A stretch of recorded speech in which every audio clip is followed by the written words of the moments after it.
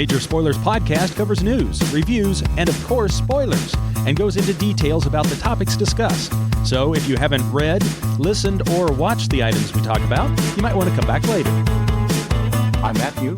I'm Rodrigo. And I'm Steven, and you're listening to the Major Spoilers podcast, the podcast for pop culture and comic fans. In this issue, the Church of Ultron, the Sinister 16, a few first steps. It's another week in pop culture madness, and the focused skills of the Major Spoilers crew are at your disposal to help you find the best and the brightest bits and baubles beyond the boundless baby buggy bumpers. All this and more as the Major Spoilers podcast takes to the air. Welcome to issue 1136 of the Major Spoilers podcast. Thank you for downloading and checking us out this week. So glad to have so many people here with us from around the world. It always amazes me when I see people from all over the world jumping into the Major Spoilers Discord and chatting it up, and they're like, oh, I live above the Arctic Circle, and I live in, Zimbabwe, and I live in New York. It's just a vast melting pot. All happening over there, and it's the summertime. It's hot. Narnia. It was over 100 degrees again today, speaking of melting pots. But all of that fun stuff is happening over at our Major Spoilers Discord, and we want you to join in on the fun. You join that for free. Link in the show notes. Go check it out. San Diego Comic-Con was last week. We have a bunch of wrap-up stories and other things over on majorspoilers.com, so you definitely want to go check that out. We did a little bit of Comic-Con talk in the Major Spoilers podcast pre-show, specifically involving a certain card game and its inclusion of the Spider-Man. You can find that in the Major Spoilers podcast pre-show. A little bit more on that in just a moment. But first, it's time to do some comic book reviews. Last week, Marvel Comics released West Coast Avengers number 9, Matthew. Mm-hmm. Now, I mentioned this for a couple of reasons. Did you guys know that they had brought back the West Coast Avengers? Yes, for many months now. Oh, okay. I didn't. Because I feel like nobody's talking about it. I have been reading it. I've been reading it since the beginning. West Coast Avengers number 9 is not the big finale of the first arc, but it's very close to that. Written by Gerry Duggan, art by Danny Kim. We are looking at a team of Avengers led by Iron Man on the West Coast, as opposed to Iron Man when he works in the East Coast.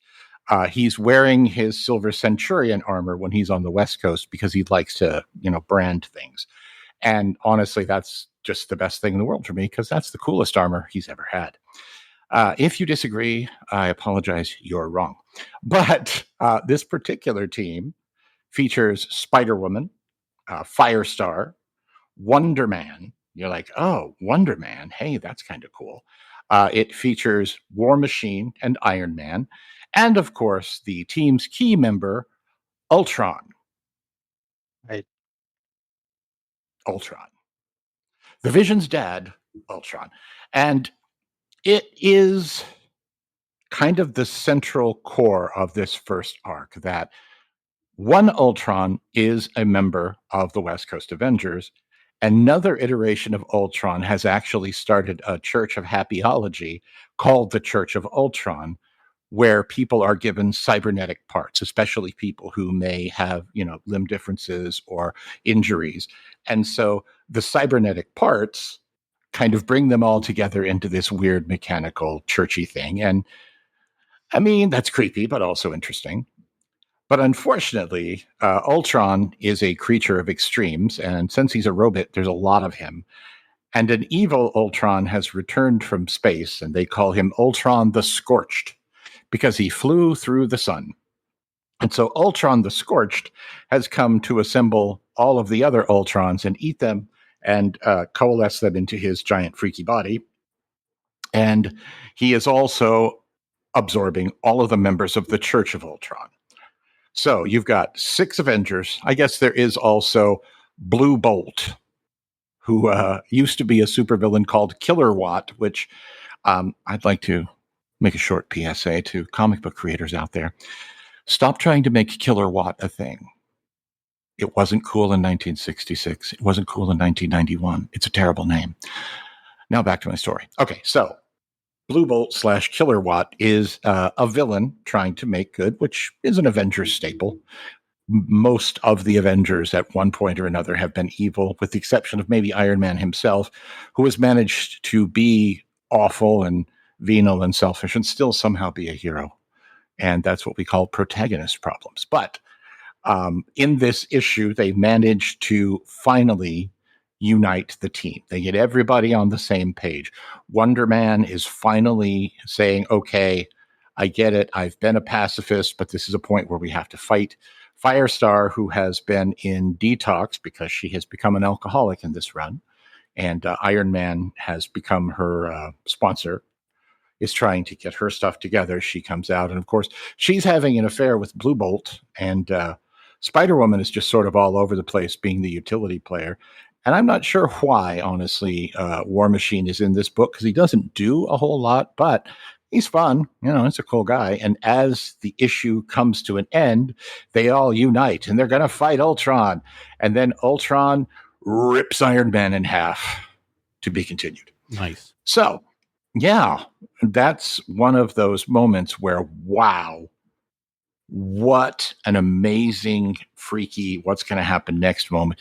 And then, of course, it's followed by a preview of the cover of issue 10, which I know I've read a lot of comics, and I feel like maybe I'm a little genre savvy, but the cover of issue 10 kind of tells you exactly what just happened. And it feels like kind of a dropped ball, in that this is set up as a big dramatic moment, and then it's immediately given away a page later. But that's not necessarily a fault of the creators. That's not a fault of the story.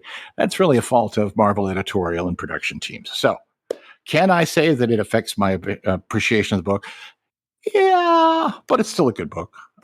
Danny Kim is an interesting artist, and as long as you're not expecting like super clean technological lines like you get from a Howard Chaykin or a John Byrne, dating myself, I'm sure, but you're going to have a lot of fun with this book. The downside of that is not having super clean mechanical lines in a book where three of the main characters are Iron Man, War Machine, and Ultron can be distracting, and is something that does bug me a little bit about it. But Gerry Duggan, I don't know how to describe his work other than it constantly surprises me. Surprise can be wonderful. Surprise can be terrible. If you read his run on Deadpool a few years ago, you know what I'm talking about. The stories where it's like, and now he's fighting alongside Bessie the Hell Cow. Okay, and now we're hooking up with US-1 and we're going to fight his evil demon brother trucker. All of that stuff kind of comes to a head, and you see bits and pieces of that sort of tone here, and it works for the most part.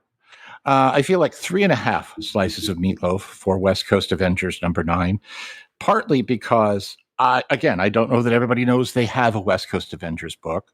It is worth checking out. Wonder Man is in it. You love Wonder Man. I know you love Wonder Man. I mean, it's the next Marvel TV series, so. That's true. Wow. If nothing else, it's an interesting issue where if nothing comes of it 2 years from now, you'll be able to pull out when people are like, remember everybody who was ever an Avenger? And you could just go, Ultron. Yeah. Yeah. Now, is there some sort, because I think maybe where they're going wrong is there some sort of cat-themed lady in this team? There is not a cat-themed lady. There is a spidery lady. Yeah. See, But if you don't have a Tigra or a white tiger to fill out the backgrounds, then your Avengers or other Marvel team book might be doomed. And that's the problem, because Hellcat is off the table because she's Iron Man's ex. Tigra right now is in New York raising a baby and in love with Moon Knight. The white tiger was turned back into a regular tiger by the High Evolutionary. I'm trying to think. The other white tiger, I think, is dead. The other white tiger was dead for a while, but came back from the dead. Yeah, there's a new white tiger one shot coming up in October. Oh, well, there you go. We're resetting the white tiger. Which tiger? Lady white tiger. That doesn't. If you give me a second, I can look it up because there's a story Okay, about it over sure. on the Major Spoilers website. White There Tiger was, returns I in a love new that one website. shot. Special will uncover never before seen moments in the original White Tiger Hector Alia's history and propel current White Tiger Ava Alia into a new era as she reforges her link to the Tiger God and makes the mantle her own. In addition, October's issue of Amazing Spider-Man, Fantastic Four, and Incredible Hulk will have White Tiger team-up variant covers by iconic artist Jay Gonzo that each showcase each of the three bearers of the White Tiger mantle alongside the series' titular star. So there you go. Nice. So the current White Tiger is the younger sister of Hector, the original White Tiger, which is good. Okay, I'm with you. Yeah, so there you go. How many slices of meatloaf did you say? 3.5. Okay, very good. So one of the big things that happened this weekend, Fantastic Four made it into the movie theaters. Many people didn't think it was going to happen, considering all the previous successes of the Fantastic Fours. But they're back, and they're taking their first steps at Marvel Studios, Rodrigo. Yes. Fantastic Four are back under Marvel, and they were put forward in the best possible way that they could be, basically not as part of the MCU. I'm going to try to not do big spoilers here, but you should know going in that this does not take place in what they're calling in the MCU 616 Marvel. You could have had it all Marvel, but fine. It doesn't take place in the movie 616 Marvel. It takes place in its own universe, and it's all about the Fantastic Four. And much like another movie that came out recently, Superman, they're like, well, nobody wants to see an origin story anymore. So let's just fast forward to something more interesting. And they do that. I would say this Fantastic Four feels a lot more like a 90s disaster movie. Think of like a well-written one, like maybe Armageddon, right? Like characters have stuff to do. It feels more like that than a superhero movie. It just so happens that the characters are superheroes. But they are trying, like, it's very disaster movie because there's a disaster coming and they only have so much time to figure out how to avert it. And it's very sci-fi-ish in that they must make a terrible choice. And can they make that terrible choice? And what will that mean for the implications of they figure out a way around it? It's spoilers. So the movie's a lot of fun. It just leans hard into that 60s retrofuturism. The all of your favorite characters are in it. Herbie is in it. The Fantastic Car is in it. The Baxter Building is in it. Nice. That Does it have a rocket ship right down the middle of it that they can shoot into space? Yes, it does. Nice. In fact, and guys, the rocket ship is called the Excelsior. So yeah, there's a lot of stuff in here. There's a lot of little references and stuff. There's like it's weird because they briefly reference Latveria, but there's gonna be a Doom in the what did Loki call it? The sacred timeline. Yeah. So it comes across a little weird. Once you've seen the whole movie, if you think back on it, you're like, wait a minute. So, whatever. It doesn't have a big thing. Some minor, I would argue some significant Fantastic Four villains that have become minor Marvel villains, both in in the comics, are in it. It's great to see them. Like, I never thought that I was gonna see a a film a version of cover your ears if you don't want spoilers. Red Ghost and the Apes. Yeah. Well, I thought his part was cut out. Is that John Malkovich? Yeah, but it's super fast. Oh, okay. All right. Like, it's super fast. All of this stuff is super fast. The other person who I won't spoil because they're important to the plot was also quote unquote like a significant old school Fantastic Four villain, less important now in the comics, is also in it, and he's more important to the plot. But there's lots of little delicious. There's like, guys, there's a scene where you know that scene in History of the World where they're like, "Oh, the maestro is here," and everybody looks up, and it's exactly the picture of the Last Supper. Mm-hmm. There's something like that here, referencing a cover, and it is, mwah, it's great. I looked at it and I was like, "Ah, they're doing the thing," and my wife was like, "Shut up, can't take you anywhere." No, she was super nice, and she liked the movie, which is probably the most glowing endorsement. I don't think she liked it as much as Superman, because we actually went to see Superman again after this, because she really liked it. So it was kind of a double feature for me, which was nice because it's two actually very good superhero movies. That's good. I would give just real quick, Pedro Pascal's performance as Reed Richards was excellent and like a choice. I think it was a good choice, but this is not like when you go in and you see this Reed Richards, like it is a very specific type of Reed Richards. This is kind of a Sue Storm's movie in a lot of ways. Johnny Storm really has a great through line with this. The only one that doesn't get a lot of time is The Thing, which is a little sad, but he's there, and we've always seen the Thing clovering, but they do one thing in this movie that I really appreciate, which is they show you him as a pilot, which is nice because that's what he was.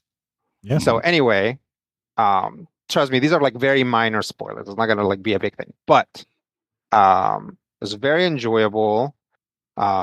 Definitely leading up to the final big action sequence is really tense. And I'll tell you right now, there are two Skeletors. The first after credit scene, which is I guess a mid credit scene, is the most relevant one to the MCU. So if you're that guy who only cares about how it's going to be relevant to the MCU, you can leave after that one. But the last one is super cute, and I'm glad I stayed there to see it. I'm going to give Fantastic Four First Steps 4 slices of meatloaf. It is definitely above average and one of the best things to come out of Marvel Studios. I guess not that long because Thunderbolts was actually pretty good too. Yeah. I am very pleased that Marvel and Warner Brothers decided not to go back to back or even head to head on this. On the weekends, yeah. Yeah, I mean, Marvel could have just said, well, we're going to do it the same weekend that Superman comes out, and then it will be who's better, DC or Marvel. And I don't think Marvel's in that position anymore. They're not. That's the thing. And they could have said, well, we're going to do it the week after, but I think that I understand that competition is good and competition between movie studios is good, but I think in this case, especially when you look at the release of Jurassic Park, Superman, and then Fantastic Four, each 2 weeks apart. Maybe it's 3 weeks between Jurassic and Superman, but I want to say 2. I think all of the studios basically said, you know what?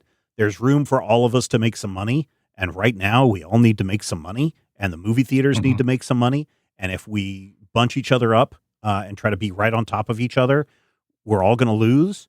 And so I think that this 2 week spread between releases was a very, very good thing for both. Yeah. Well, really for all 3 movies, but really for Superman and Fantastic Four.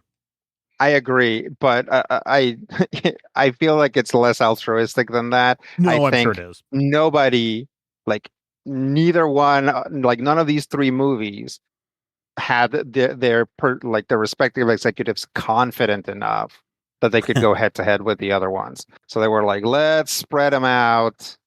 And that way, we can see if, that way we don't go head to head, because all everybody cares about apparently is opening weekend, which is so crazy to me. Like, I know that it's been the way that it has been for like at least a decade.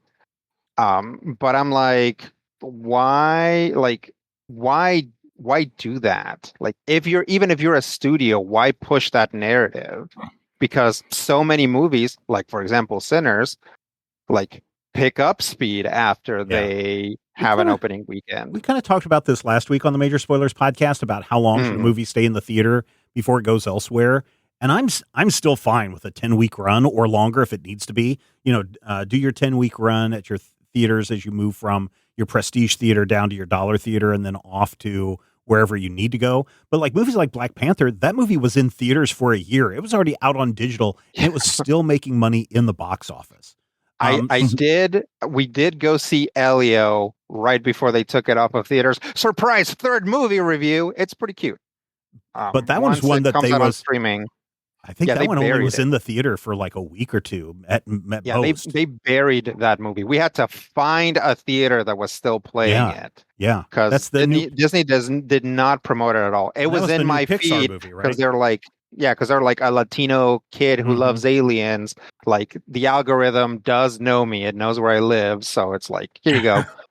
But I think nobody else got anything. I didn't even know anything about it, and usually, I would say 90% of the movie trailers cross my path at some point when they initially drop. And I don't remember that one ever showing up until after the first weekend when people were like, this movie just tanked. And everyone's like, I didn't even know about it. It's like, because Pixar and Disney didn't promote it.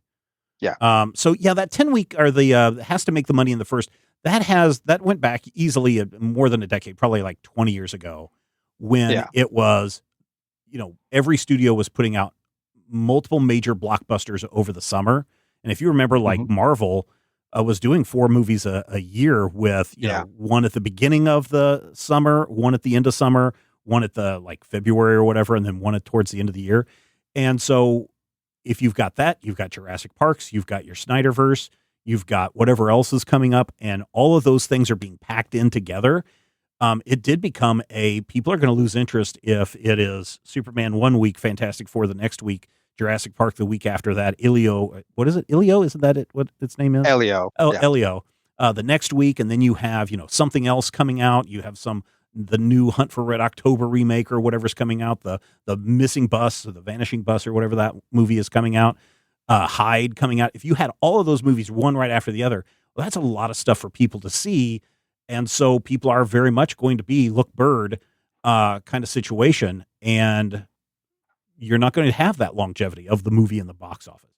But now, because of COVID and because of AMC's semi-bankruptcy, people have realized that, no, there's still a need to try to make as much money as we can in the theaters. And so they do want to keep those in the theaters a little bit longer. I'm going to have to look at the end of this year.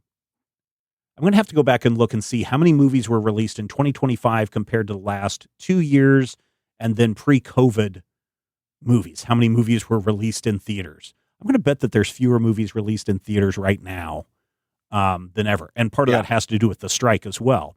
But you also got you've also got studios that have merged, right? So 20th Century Fox, Disney, and Marvel have all merged.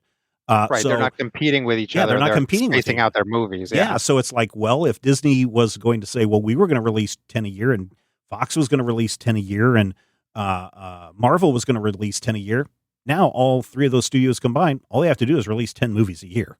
They don't have to worry about releasing 30 movies. And so MGM is just Amazon now. Yeah. And so I think that's the other thing, is that's what's getting those movies into theaters longer, is because there's less competition. But I really, really, really wish studios would figure out that every movie you make does not have to be a $200 million movie. You can make good movies. And trying to think. I know we have Naked Gun coming up with Liam Neeson, but what other like comedy movie has come out in the last 6 months? Yeah, see? I mean, unless you count like kids movies. Well, no, I'm talking about like kind of like, I don't want to say raunchy comedies, but just like comedies like Back to School or European Vacation. Well, that's not really a comedy. That's Didn't Happy Gilmore 2 come out recently? That's not in theaters, though. That was on Netflix. Yeah, but it's on Netflix. Oh, okay. I don't know. Did Megan 2.0 come out? That's like a horror comedy, right? That's a horror movie, but it tanked as well. And in fact, Russo, the guy who wrote and directed it, came out and said, hey, here's the proof that nobody in Hollywood knows what the heck they're doing, because I was certain that people were going to flock to see this movie after the success of the last one, and nobody showed up. And he was very upfront about it, which I was very surprised. But yeah, there's not really been... briefly... Oh, go ahead. Sorry. There have not been like mid-tier $50 to $80 million comedies. See, I think that there have been. They just don't get promoted, because Death of a Unicorn was put out by A24. I always thought that was more of a horror movie. Is it a comedy? I think it's a horror comedy. Okay. All right. Well, horror does very well. The Venetian, right? Was that coming out? No, that's coming up. No, you're talking about the new Wes Anderson movie. That's coming out this fall. Yeah. Oh, okay. Yeah. So that's something, right? Those are technically comedies. Yeah. But I don't know. I guess we don't see those Rodney Dangerfield, Caddyshack type movies anymore, and maybe because people are not looking for those kind of movies anymore. But that $50 million range movie, I think that's what we're missing. And you do 4 of those as opposed to one $200 million movie. Now your eggs are spread out through 4 baskets instead of one. So that's probably the other thing that's going on as well. That's not what they want. I mean, they've literally boiled it down to where we want the top box office. No, we want the top box office the first week. Well, yes. And then after that, we don't care anymore. Yeah. And it's just, it's like a runaway process. And that is why Warner Brothers merged with Discovery to become Warner Brothers Discovery, and they changed HBO Max to what was it? HBO just Max. Yeah, to just Max. Then they decided to move it back to HBO. And then this week, the brilliant minds at Warner Brothers decided, we should split apart, and we should name this portion that's the movie studio Warner Brothers, and we should name our other ones the TV station side Discovery Networks. So it's right back to where they started, because David Zaslav does not know what in the hell he's doing, and he shouldn't be running a studio. That's the thing is, he does know one thing. He knows how to make a short-term profit. Yes, but he's already been in the chair too long, right? Like he already made all the profits that he could make by slashing things, moving things out of streaming so that they don't have to pay residuals and things like that. Canceling movies and just taking the tax rebate or whatever.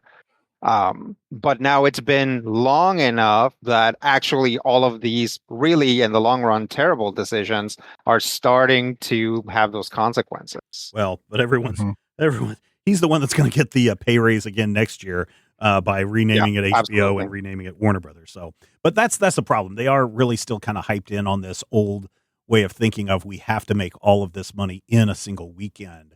Instead of like your bottle of wine, where you got to let it breathe a little bit. People got to let it breathe.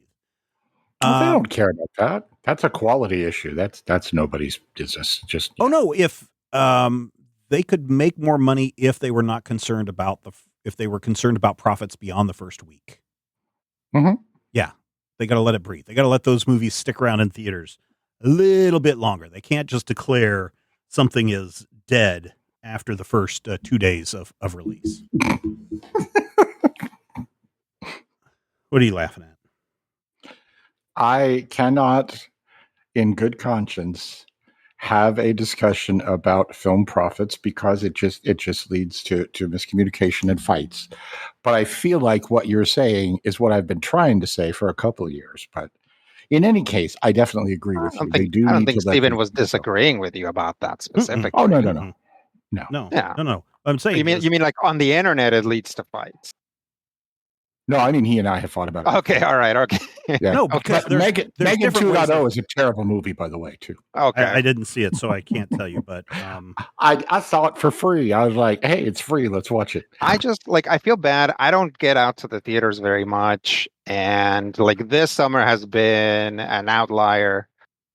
It's like stuff does come out, and I want to support it, but because they only care about that first week in theaters, Mhm. like I'm like, well, I missed. But there was something that I missed. Like I missed back when it came out, like I missed the Marvels for the first couple weeks, and then I was like, well, like I could get out and support it in the theaters, but they're not gonna care. Like Right. I might as well just see it on Disney Plus back when I had Disney Plus.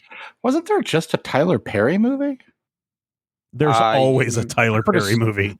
I could have That's sworn there true. was like a I think- Medea movie. There are so many Tyler Perry Medea movies out. I think he releases one like every 6 months. Maybe it's a Netflix, and that's the thing. That's another thing. I don't know what's in theaters and what's not anymore Right. because I'm and here that's in my part of it. house, and I'm like, hey, wife, can you look and see what is in the world? And she's like, oh, well, they're streaming this thing that was in the studios like 5 minutes ago. I'm like, oh, let's watch that mess. Yeah. I So think I wanted to see Mickey 17 and it kind of came and went. Mm-hmm. would you be able to understand it if you haven't seen Mickey 1 through 16 though? As like somebody online during the pandemic was like, they were in lockdown and their kids were having a tough time of it. And like their kid asked them, I was like, was this how bad it was during the first 18 COVIDs? That's That's funny.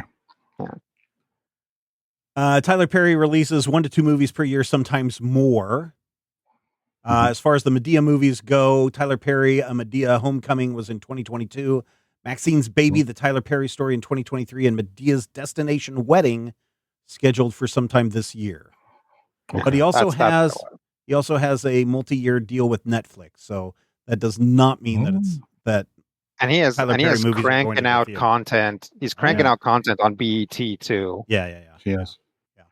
I want to say, isn't Spinal Tap 2? Would that be counting as a That's comedy? a comedy. I know it's Yeah. not. But that comes out definitely. later. That comes out later this year. That's like a September flick, I think. Yeah. But there's not. But I look up. Let's see. What is the budget? Spinal Tap 2. $17. Oh, hey, it's actually pretty cheap. This is what I'm talking about. $22 million. Yeah. That is a good spot for this kind of movie. Considering everybody that's involved with it, it could have easily gone up to $150 million.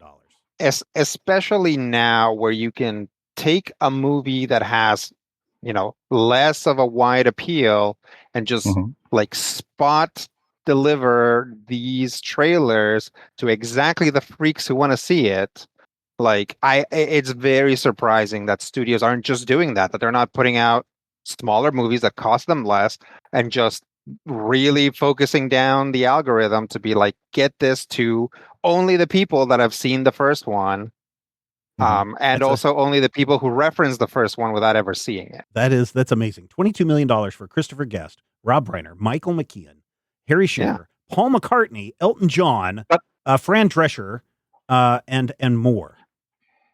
That is pretty incredible.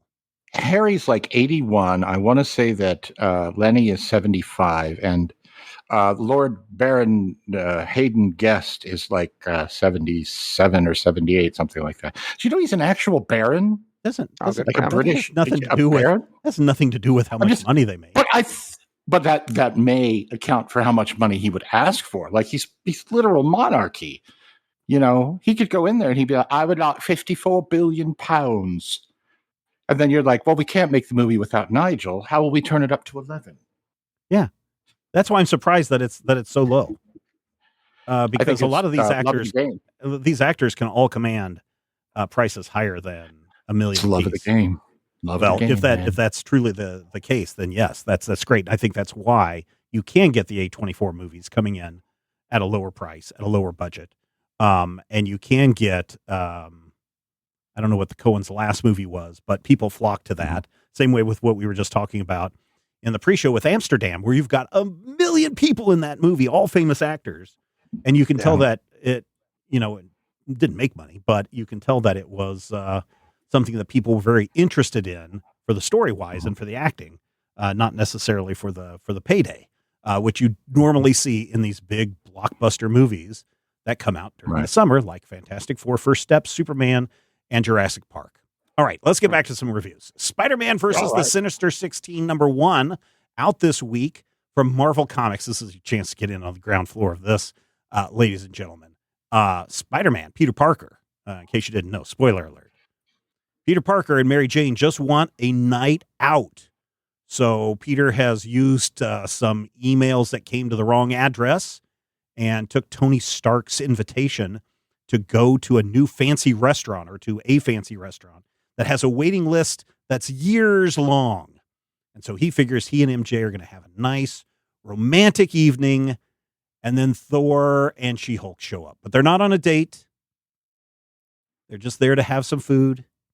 And then Otto Octavius and his date show up, and Peter has to call him out into the alley, and they have a conversation about, hey, man, I just want a nice night with I don't know if they're dating or if they're married at this point, Spider-Man and Mary Jane, but I just want to have a nice night with my date. And Octavius is like, same. And so they agree not to fight and throw down right there in the middle of the restaurant. And then Kingpin shows up, and Doctor Strange shows up with Clea. And it is just, the whole restaurant is just filled with heroes and villains. And you can tell that there is tension in the room. And Spider-Man does his best to make sure that Carnage doesn't freak out and kill, or not Carnage, Venom doesn't freak out and kill everybody. And there's a nice little discussion about, hey, if heroes and villains can agree to get along for a 2-hour dinner in a restaurant, could they maybe agree to get along for 2 days or 2 weeks or 2 years and not have to just throw down and fight? But unfortunately, a fight does break out in the restaurant, completely destroying the restaurant until everybody gets everything contained. Also, it was a big insurance scam. The owner of the restaurant is there, and he invited all of these highly volatile heroes and villains, knowing they would get into a fight, destroying the restaurant so he could walk away with all the insurance money because he blew all of his money on cryptocurrency. Yeah, J. Michael Straczynski, Phil Noto does the art on this really good. It's a fine kind of think piece by J. Michael Straczynski. I can't wait to see what happens in Spider-Man versus the Sinister 16 #2. If you're getting in on the ground floor of this first issue, then you can pocket this away, and this is going to make. Oh, wait a minute. This is a one shot. There's going to be no #2, and yet they put a #1 on the cover. Weird, really weird. There is no #2, ladies and gentlemen. So it's a done in one story. It's a cute little story. I enjoyed it, but it's a $4.99 book, which is fine. It probably could have been a $3.99 book. It would have been better. I'm not sure that this is a rush out and add it to your collection book. It's a fine, cute little read about a night on the town that turns into an insurance scam, and I'm okay with that. Phil Noto's art is always great, but I was kind of at the end, kind of let down by the story. It didn't have, really, it just had page after page of little bits and quips. Like every time there's a whole page of heroes and villains arriving, and the maitre d' just giving these little quips about the appearance of the people or their names or whatever weird thing that they said when they walked in the door. There's a 2-page spread of the fight, but then everything else is this mental conversation of, hey, do you think heroes and villains can get along? And by the end of the issue, Peter is sitting with MJ as the sun rises, and he's like, yeah, I thought about that at the moment, but tomorrow I'm going to be thinking something else, and I probably won't agree with myself today. And so I don't know, the story just kind of is there. It's a cute little story, but ultimately it's 3 slices of meatloaf for me on this. I wanted to like this a lot more, but it just was missing something. So there you go. It's out this week if you want to go pick it up. If you like Phil Noto's art, you definitely want to pick it up. If you're in it for the comedy, I think there's some really good comedic moments in this piece. Go pick it up. But if you're looking for a if you're looking for a full satisfying meal out of this comic, I think it misses the mark. So there you go. That is Spider-Man versus the Sinister 16.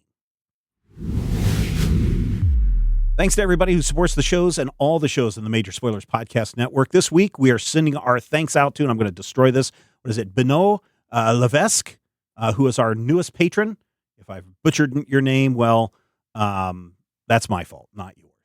Hey, if you want to get a shout out at the top of the show, or even right here in the middle of the show, all you need to do is head over to our Patreon, patreon.com/Major Spoilers, where at the silver level membership, $5 a month, you get access to the Major Spoilers Podcast pre-show, where we talk about all sorts of things. This week, we talked about Magic the Gathering and the new Spider-Man set that's coming out.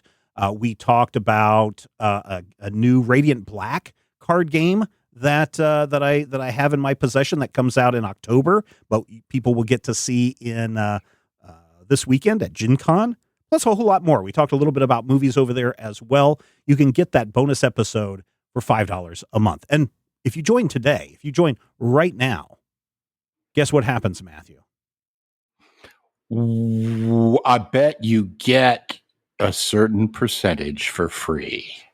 No, if you sign up for a full year, you get a percentage free. Yes, that's only if you sign up for a full year. What happens if you sign up right now? What happens, Stephen? You get access to all of our back catalog of pre-shows, all of our back catalog of bonus episodes, all that stuff when you sign up. So it's not like you sign up and you open up the Patreon page and it's a vast wasteland of nothing but the newest stuff. No, you have access to hundreds, maybe even thousands of hours that we have recorded over the last 20 years sitting in the archive, just waiting for you at patreon.com/Major Spoilers. In this economy? I know, in this economy, right? Who said that the king is dead? Nobody. I think Shakespeare. Maybe. Hail to the chief.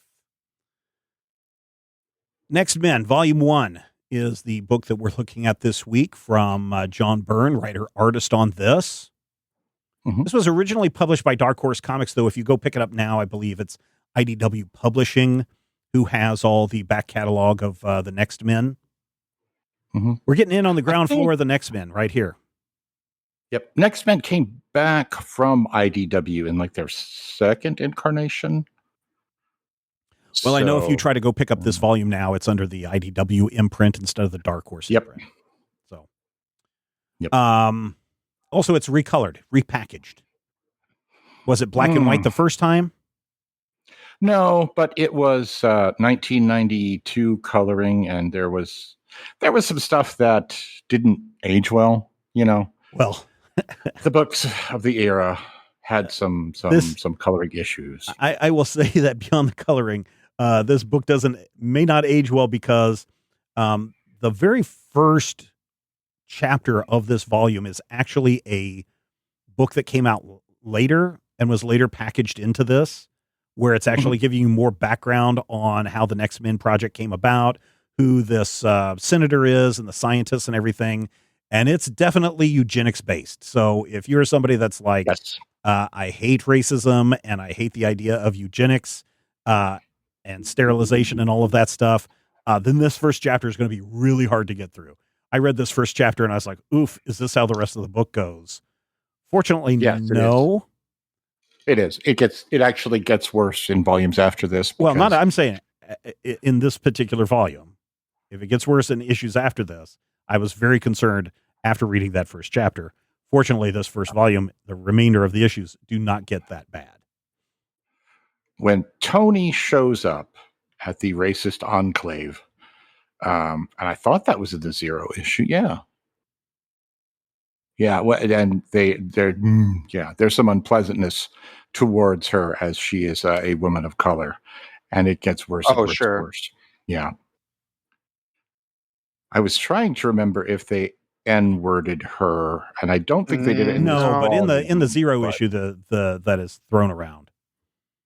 Yeah, because the Zero issue takes place in the 1950s, And we really are looking at this secret government experiment to build the next quote unquote Superman that lasts well into the 90s by the time that the first issue of the Next Men picks up.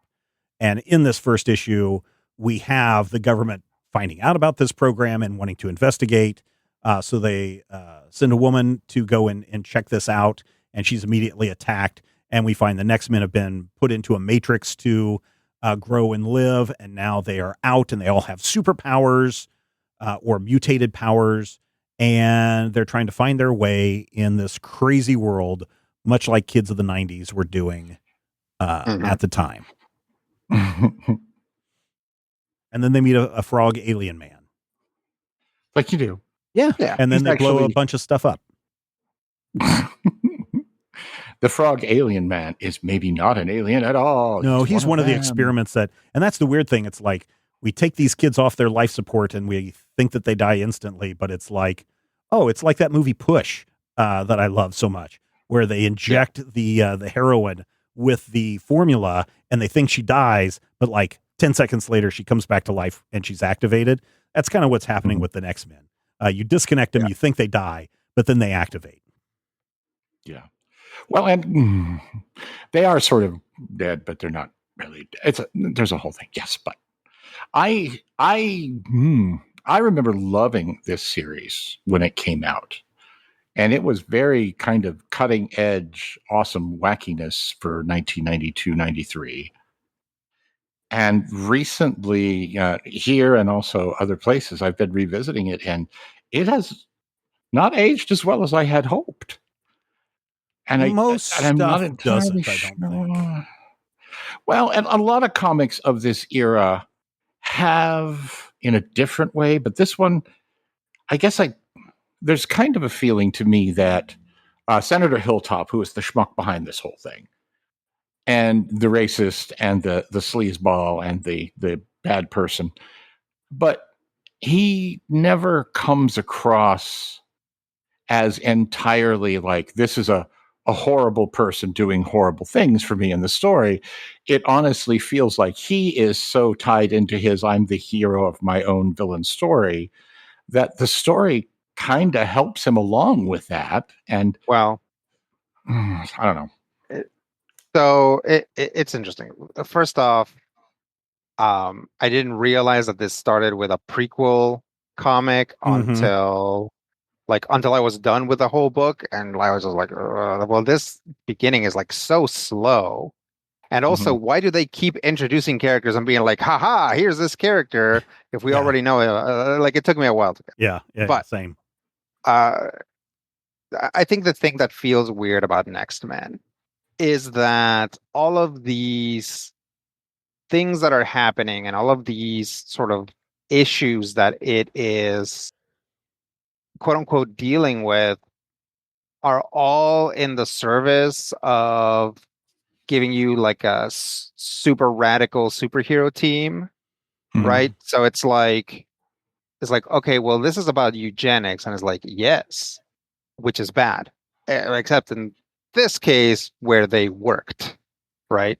It's like, so eugenics are not just real, but also they worked and they gave us our cool superhero team. And it's like, yeah, why is this hero team not diverse? It's like, well, you see, this team was put together by a racist. Yep. That is why we can easily say that even at this point in the 90s, where there were actually lots of diverse comics, this comic can be all white people. Right. And it's like, we're not supposed to hold that against the characters. We're not supposed to hold that against the book. But it comes across as like there's only these like little weird excuses as to why this stuff is okay and should still happen, right? I hold that any time that you see a pretty explicit moment in which like your clear eye candy character gets harassed or molested or worse is there as like a bit of titillation, especially depending on how it's drawn.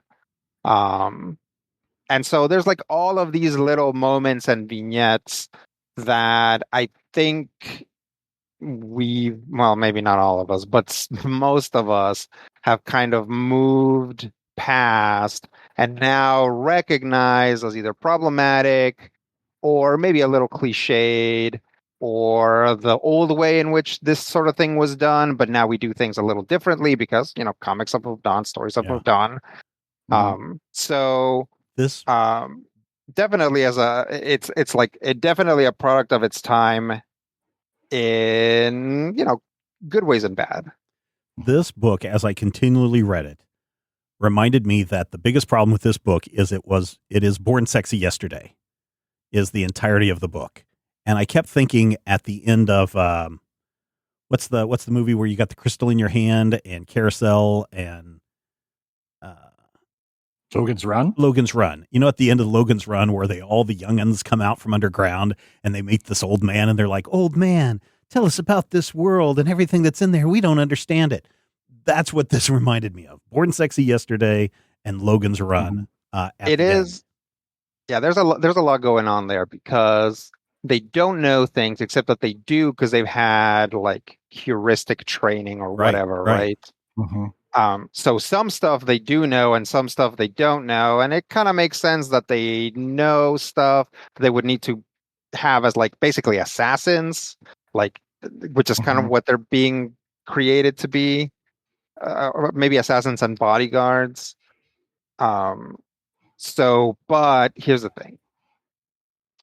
To me, a character who doesn't know anything, like a fish out of water, is okay in small doses. Mm-hmm. Like it's charming when Martian Manhunter, you're rebooting the DC universe again, and Martian Manhunter doesn't know what something is, right? Cute, awesome, love it. When there's 6 characters and all of them are like that, it gets old pretty quick. Yeah, I agree with you. Mm-hmm. And I feel like, to some degree, this is a book that is a reaction to the comics of the time. Because keep in mind, we're looking at a book that came out at about the same time as the Image Comics revolution. And say what you will about Image Comics, it was not necessarily based in, especially what this creator would believe as a story place. So we do get moments where they're like, okay, well, what would realistically happen if you were absolutely invulnerable? Well, you probably lose some of your sense of touch. Okay, that makes sense. And also, your hair could be razor sharp. Okay, I'm fine with that. And her hair, when you pull it out, you can use it. You can slit people's throat with it. Fine with that. I have long hair. My hair falls out all the time. That's fine. But you do also get to the question of, like Steven said, they don't necessarily know how to function, but Jasmine knows sex and really, really loves it. She knows dancing. She knows dancing. Yeah. And her main story becomes Jasmine gets pregnant. Oh, and that's kind of the thing. Yeah, this is later. And so you have that same thing, the would-be sexual assault on Bethany. I think it's in issue 2 or 3. Yeah, where she goes to the bar. Yeah, and then she blinds a couple of guys and they grab her hair and like rips off their everybody. fingers. Yeah. And I'm just like, on the one hand, by the standards of the day, it's kind of like almost oh, look, we have a barbed wire moment. Oh, we have a character who is empowered against the people who are attacking her, which would cut more ice if she was doing it on purpose. Right. If she wasn't running away half naked, if it wasn't something where before, during, and after, she doesn't know what's going on.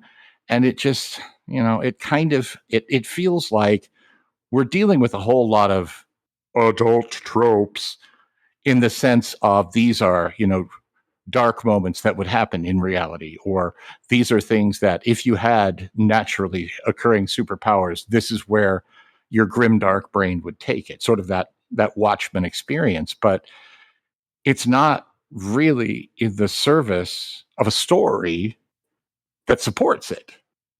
Because as Rodrigo said, this is basically we're the X-Men. This is like if the X-Men came out of James Cameron's Terminator. That's what this really felt like to me was, this is Byrne, who did do the X-Men, now wanting to do extreme X-Men. And yes, there is a Terminator in there, as I said, Born Sexy Yesterday. in there as well. I wonder if part of this has to do with the fact that this story originally appeared in Dark Horse Presents instead of its own series. Well, the and Dark so, Horse Presents stuff is what is the Zero issue. There were 5 Dark Horse Presents chapters that led up to the point where the car gets exploded. right. So issue 1 actually starts with the heroes escaping and their car getting exploded, which is a major, major miscalculation as far as I'm concerned, but doesn't really come into play here in this collected edition. But yeah, it's just, I don't know. Can we talk about the art? Sure. Yeah. I love me a Byrne explosion, Yeah. Mm-hmm. and there's several here. To the point where I like the first something explodes, and I'm like, "Whoa!" I know that I've seen him do explosions before. I was like, "Oh, that's what I'm talking about." And then something else explodes, and then there's a scene where the vice president's plane explodes, Mhm. but you don't know ahead of time that it's going to explode, and so there's like kind of maybe not a single panel, maybe a couple panels where it's like, "Hello, Mr. Vice President. Hello." Like, and then the panel below is like a plane explosion, and I laughed out loud because they, the explosions are cool and they really draw attention to themselves. Like, we've seen several already, and then it's just like, yeah, it felt like it was getting more and more absurd every time. Where like next thing you're gonna see is like, oh, here's like it's just like a nurse in a nursery like changing a baby, and then just the outside of a building exploding, right, just for no reason. It wasn't quite like that, but it like definitely. I actually really like a lot of the stuff that's in here. Mhm. Almost anything that's not the main characters. For me, Stathanas or whatever is really Yeah. cool looking. All the explosions are cool Satanas. looking. The action's really dynamic. That's all very cool. One thing that is notable here, and I say this as a sort of a not necessarily a Byrne connoisseur, but someone who grew up on Byrne. He, at a certain point, started inking, very clearly inking with a thicker brush, and I call it, it's inking with a Sharpie. And I know that's not literally what it is, although there are times when I feel like it is. And the ink lines are getting thicker and darker and harsher, but also a little bleedier, for lack of a better word, throughout this. And again, it does lead to what feels like slightly more realistic than his other works. It's because his X-Men work is very much prototypical. This is Bronze Age superheroes. This is people who are incredibly perfect bodies with lines drawn on them. And that's fine. That's perfect. But this book kind of tries to get away with that. And it tries to add texture, and it tries to add feathering and things that don't always quite come off. And what it really ends up feeling like by the end of at least the volume that I've read, the one that Stephen had given us, is it feels like it was a little bit out of focus when they like printed it. And it honestly, by the end of the book, was kind of getting on my nerves. And I realized it's just the inking. It's just a specific choice. They say reality is brown, but reality is also kind of messy and dirty. And the edges of reality aren't, the thick black line of a Bronze Age comic. And so I get what he's going for here, but it doesn't necessarily jive with the construction, if that makes sense. It feels like, if I didn't know it was the same guy inking his own work, it feels like they picked a bad inker for a really clean penciler. Yeah. I guess whenever I approach the John Byrne art, I like John Byrne's composition. I like John Byrne's staging of a panel, where he places people in the scene. And I like how he tries to make everybody a little different. But ultimately, a lot of John Byrne's characters fall into the same trap that Frank Miller does, where they all look alike. And a lot of John Byrne's characters all look alike. Yes, they may be taller. This one has hair. This one doesn't have hair. But if you look at their silhouettes, if you look at their faces too, there's a John Byrne face, and it's the same John Byrne face. Doesn't matter who it's on. The women have one face, the men have a different face, and they're all the same. So that's the part of John Byrne that bothers me, is his faces and sameness in his characters. So a lot of times when I look at John Byrne stuff, I appreciate it from a distance, well, without getting into too much detail, the squint test for me. I like to squint at John Byrne art because to me, it makes it a little bit more clear as far as what the intent of this particular panel or page was about, as opposed to trying to look at all of the little lines and all of the little things that he's doing. Because when you do, you suddenly realize, oh, it's just the same stuff that you've seen 100 times before. Stuff. Yeah. Well, it's not even noodly stuff. I mean, literally, if you look at, what's the big guy's name? Tank's name. You look at his face. Yeah. You look at his face and it's very similar to his Superman face.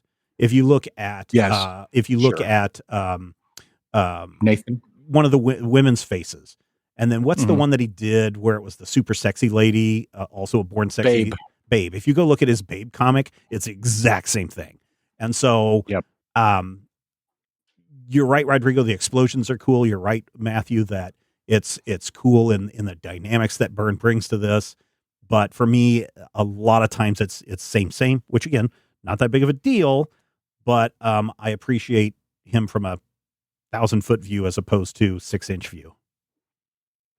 Definitely. And another thing that I do feel kind of has to come into play is when you have a story that has this much implicit racism in it, having your primary person of color be small and chunky, surrounded by this team of long life, muscular superhero people, that's a choice that I would not have made.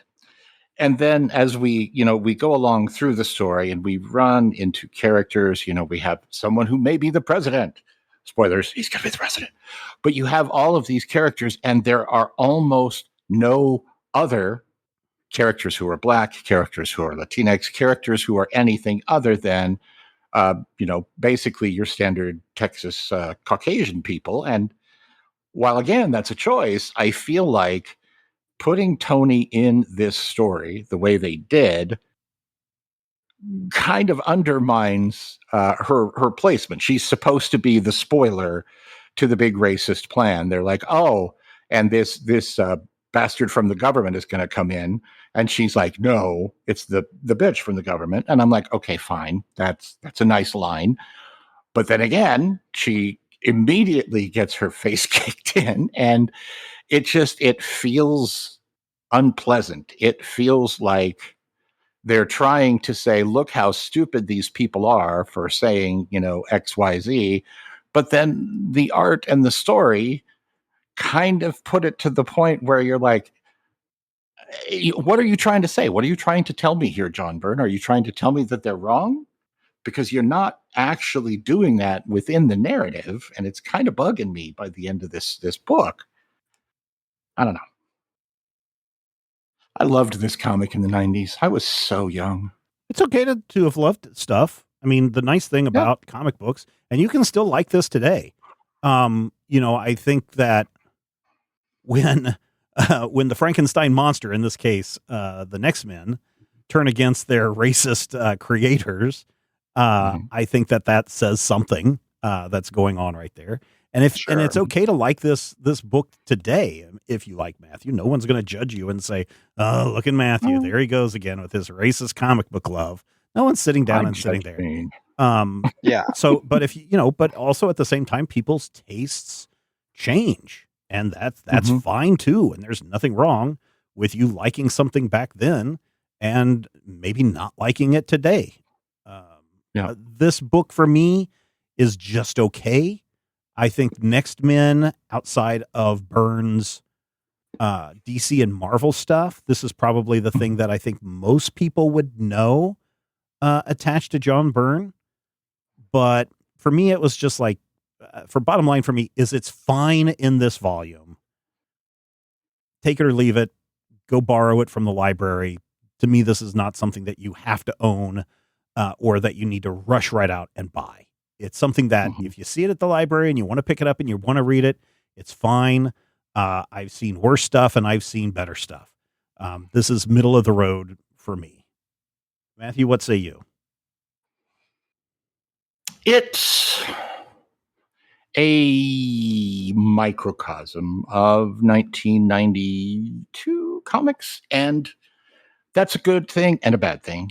And for me, when you say, hey, we're going to take this book and we're going to put it all together and we're going to repackage it, and it feels somehow less cohesive and less engaging, I'm not entirely sure if that is, the nature of the material. Because again, love this book when it came out, read it month over month, was just like, oh man, I want more of this. But reading it now, it just kind of feels like, oh, I feel like, I don't know what it was saying to me. And what I thought it was saying to me at 22 is not what it's saying to me at 53. And so I would say approach with caution. Definitely worth checking out from the library, especially if you love Byrne's work. And if you're looking for Byrne, if you love Byrne from like a Marvel or a DC book, and you're looking for Byrne kind of out in the wilderness doing his own crazy thing and growing a beard and building a shack and writing his manifesto, this may be the way to get into that without it having to go, too far. I mean, at least in this volume, he hasn't gone full Dave Sim. With his views on things, right? So, and I don't think he has gone full Dave Sim, has he? So, no, he has his peccadillos, and I would say that he's definitely not full Dave Sim. Yeah. So there you go, Rodrigo. What are your final thoughts on this piece? I think that Next Man is legit as a deconstruction. I think there's this idea of like in the late 80s and early 90s, people really got into deconstructing the superhero and what that meant and what would happen if this was just a little bit more realistic or lots more realistic. Unfortunately, looking back on that, a lot of it is not fun. Like, I was not having fun reading this. If you look at something like The Dark Knight Returns, right? A book that lots of people love and is a big deconstruction of superheroes. That book is a lot of fun. It's dark and it does deal with a somewhat, like, not necessarily more realistic, but like an exaggerated aspects that superheroes tend to downplay. Is like, oh, that's very interesting. And it's fun. It's like, here, there are exaggerated things that superheroes book downplay. And questions like, what if this is like this, then wouldn't it be like this? And the answer is, maybe in the real world it would be, but that sucks. Right? Like, that's less fun than just a normal superhero. So that's where I'm at. I really didn't enjoy this. I thought I would when I was like, oh, they're going to add this green guy to the team. And then he turns out to be bad. Yeah. And they like get rid of him. And I was like, you got to at least give me like a Nightcrawler character in here that at least looks fun. But no, not even that. John Byrne won't even give me that. So it's a pass for me. All right. There you go. Thank you, Rodrigo. Thank you, Matthew. Thank you, dear listeners. That's what we are going to end there this week. Thank you so much for listening. Found value in the show, we'd love for you to join us on our Patreon page where you can find even more fun. And if you're just sitting there listening to us and you're wondering about the world and your place in it, just remember that somewhere in the multiverse, following the immaculate success of League of Extraordinary Gentlemen, Sean Connery rejuvenated his love of acting, and he doubled down and won the Oscar for his role as Gandalf the Grey in Lord of the Ring. Something to think about as you head off into the world this week. Because remember, we know that you love comics, and we do too, and we will talk with you soon. If I had the X-ray vision of a Superman, I could save a few bucks and stand around and read through the covers of the comics on the stand. But although every other page would be backwards, I suppose I could still read the evens and the odds. Well, I don't know. Guess I haven't thought this all the way through. Plus, as soon as the comic book store guy knew, he kicked my butt out on the corner. What a major spoiler. What a major spoiler. Think about a better way. If I was hulking green or gray, I could just bust through that brick wall, take their comic books away. But then the little meat would deal with all the tanks and bombs and guns. Have you ever tried to read a series with all that going on? Guess I need to rethink this plan. How would I bag and board my comics with such huge hands? Guess I already told ya. What a major spoiler. What a major spoiler. Yeah, yeah, yeah. What a major spoiler. What a major spoiler. If I'm Stark Raven rich like a man of iron, I might not be surprised to find that I might actually have the heart cold to follow an entire storyline. But would I really even need to read up on all those escapades? I mean, who needs such distractions when your sister's such a babe? But the downside is such a beast, being shot up in a fun, being the Middle East with a gang sign throwing soldier. What a major spoiler. What a major spoiler. Yeah, yeah, yeah. What a major spoiler. Whoa, whoa, whoa, whoa. What a major spoiler. This podcast is copyright 2025 by Major Spoilers Entertainment, LLC.